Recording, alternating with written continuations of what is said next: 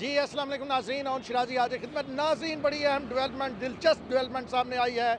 आसफ अली जरदारी और बिलावल भुट्टो जरदारी दोनों बाप बेटा आमने सामने आते हुए नज़र आ रहे हैं और आसफ अली जरदारी ने खुल के ये कहा है कि बिलावल उनकी कुछ बातें नहीं मानते हैं और अगर बिलावल घर बैठ गया और उसने कहा मैं सियासत नहीं करता तो मैं क्या करूँगा, जबकि दूसरी जानब उन्होंने कहा नवाज शरीफ से सब डरते हैं, उनसे तो दूसरी बात कोई नहीं करता। उसके साथ साथ बिलावल भुट्टो को आसफ अली जरदारी ने ज़ेर तरबियत कह दिया। वो कह रहे हैं वो अच्छा बोलता है, उसका नॉलेज अच्छा है, लेकिन ज़ेर तरबियत है।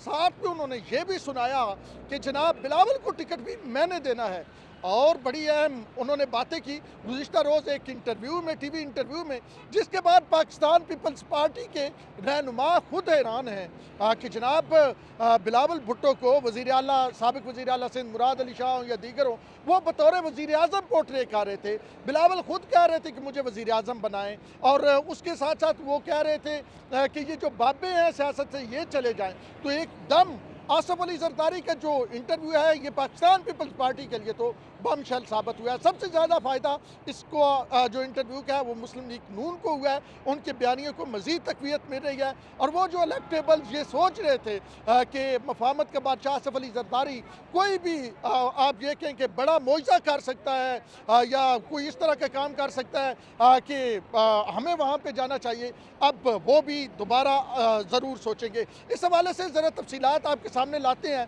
बाप बेटे में किस तरह दूरी पैदा हो रही है, कौन दूरी पैदा कर रहा है, या फिर ये मैं टीवी इंटरव्यू तक मामलात हैं और गुड काप और बैड काप खेला जा रहा है। आसफ अली जरदारी ने जो कहा कि जो बिलावल ने पहले कहा कि उमर रसीदा जो भी रहनुमा है, जो भी क़यादत है वो घर बैठ जाए, इस पर एक in other word shut up call जो है वो आसफ अली जरदारी ने दी है और उन्होंने वाज़ा किया कि बिलावल 3 PP वाले पीपल्स पार्टी के चेयरमैन है, यानी पाकिस्तान पीपल्स पार्टी जो है वो आपको उसको पता है कि इलेक्शन में उसका क्या मामला बना, इलेक्शन कमीशन में क्या है, और पाकिस्तान पीपल्स पार्टी पार्लियामेंटेरियन फिर बनानी पड़ी, यानी 4 PP, एक PP जो है वो इजाफा कर दिया गया। तो आसफ अली जरदारी ने कहा कि मैं जो हूँ वो 4 PP यानी पाकिस्तान पीपल्स पार्टी पार्लियामेंटेरियन जिसने ये इलेक्शन लड़ना है उसका सरबराह हूँ और टिकट देने के इख्तियार मेरे पास है और बिलावल को भी मैं ही टिकट दूंगा। फिर उन्होंने कहा ना कि नई नस्ल कहती है बाबा आपको कुछ नहीं पता, यानी नई नस्ल की अपनी सोच है। बिलावल मुझे कहते हैं, इन अदर वर्ड वो कह रहे थे कि बाबा आपको नहीं पता। इस सोच का इजहार का उन्हें मुकम्मल हक है, सोच के इजहार पर तो टैक्स नहीं लगते।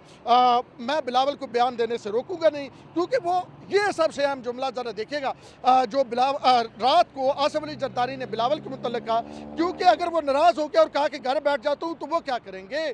और फिर आसफ अली जरदारी ने कहा कि बिलावल और उनका बयानिया जो मैं कह रहा था कि क्या गुड काप है बैड काप है, तो आसफ अली जरदारी ने इसका क्या जवाब दिया। उन्होंने कहा हमारा बयानिया गुड काप बैड काप नहीं है, ये हर घर की कहानी है, लेकिन मियाँ साहब के आगे कोई नहीं बोलता, उनसे सब डरते हैं। फिर आसफ अली जरदारी ने अहम इंकशाफ करते हुए कहा कि इमरान खान के दौर में उन्हें 6 वजारतों की पेशकश की गई थी और इमरान खान ये चाहते थे माइनस जरदारी पीपल्स पार्टी उनको कबूल है।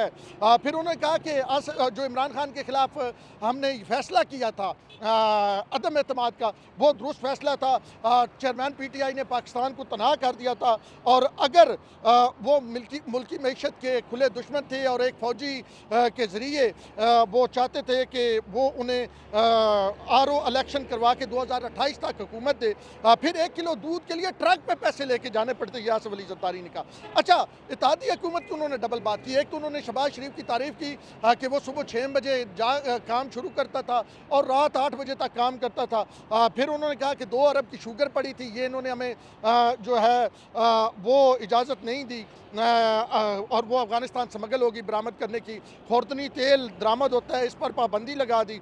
अच्छा, उन्होंने कहा तजारत की वजारत तो हमारे पास थी लेकिन पॉलिसी तो काबीना बनाती थी। अच्छा, उसके बाद उन्होंने कहा कि परवेज़ इलाही जो है जेल में है और उसका जो बेटा है उसको गैरत नहीं कि वो वापस आ जाए। साबिक़ सदर ने यह भी कहा कि ज़रूरी नहीं नून लीग ही अगले इलेक्शन जीतने के बाद लीड करे, कोई भी जो है 172 सीटें नहीं ले सकेगा। बेहतर है इस नहज पर चलें कि आगे भी चल सके, उन्हें चाहिए हमें मौका दें, हम अपने लिए गेम सजाएंगे।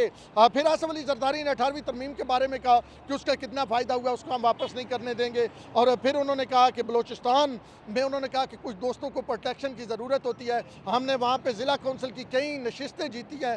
ग़ालिबन उन्होंने अगर ज़िला कौंसिल की नशिस्तों की बात की तो वो 8 से 9 नशिस्तों की 9 अज़ला में उन्होंने कहा कि हमने नशिस्तें जीती हैं। अच्छा, फिर उन्होंने कहा कि हमें सबको मिल के चलना है, कोई पार्टी अक्सरियत नहीं ले सकेगी। लेकिन इस पूरे इंटरव्यू में सबसे ज़्यादा जो नुकसान हुआ है वो बिलावल भुट्टो और पाकिस्तान पीपल्स पार्टी को हुआ है, क्योंकि पाकिस्तान पीपल्स पार्टी बिलावल भुट्टो को बतौर वज़ीर आज़म के उम्मीदवार के तौर पर पोर्ट्रे कर रही थी। अब आसिफ अली जरदारी ने जब बिलावल भुट्टो को अभी ये कह दिया कि वह अभी ज़ेर तरबियत है, उन्हें मज़ीद तरबियत की ज़रूरत है, तो उसके बाद वो जो एक ख्वाब था पाकिस्तान पीपल्स पार्टी का कि कम उम्र तरीन वज़ीर आज़म बनेंगे, वो जो ख्वाब था पाकिस्तान पीपल पार्टी का कि बिलावल भुट्टो वज़ीर आज़म बनेंगे, वो शर्मिंदा ताबीर होता नज़र नहीं आ रहा। क्योंकि आसिफ अली जरदारी खुद कह रहे हैं कि वो कोई भी जमात जो है सादा अक्सरियत नहीं ले सकेगी। अब दूसरी जानब एक और भी उन्होंने बात की चीफ जस्टिस ऑफ पाकिस्तान के हवाले से, और उन्होंने कहा ज़ेर लब मुस्कुराते हुए कि वो अब इस्टेब्लिशमेंट को कैसे रोकते हैं। ये एक साबिक सदर पाकिस्तान कह रहा है। बहरहाल बड़ा अहम इंटरव्यू था, सबसे ज़्यादा नून लीग को फ़ायदा हुआ। अब जहाँ पे तहरीक इंसाफ खड़ी है, पीपल्स पार्टी जो बहुत बेहतर मियाँ नवाज शरीफ के आने से पहले बेहतर पोजीशन में थी, बिलावल एक उभरते हुए लीडर नज़र आ रहे थे। मियाँ नवाज शरीफ के आने के बाद बिलावल की वो लाइमलाइट नहीं रहा, मीडिया ने भी वो नहीं दिया। लेकिन अब जो इंटरव्यू आया है आसिफ अली जरदारी का, उसने मौजूदा सूरत हाल में सियासी पंडित ये कहते हैं कि बिलावल को नाकाबिले तलाफी नुकसान पहुँचाया है।